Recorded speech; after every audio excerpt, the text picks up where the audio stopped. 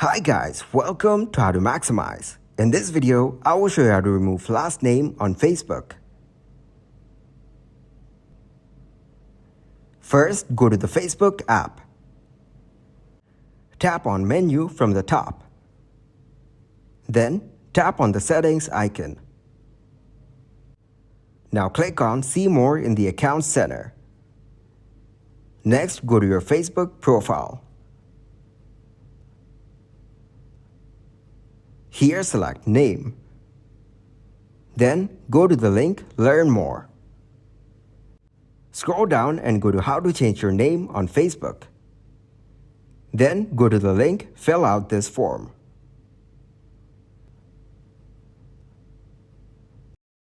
In order to remove last name, you can simply leave this field of last name as blank.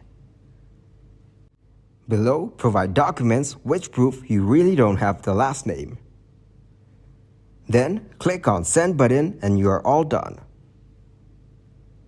Thanks for watching and please leave a like, subscribe and share.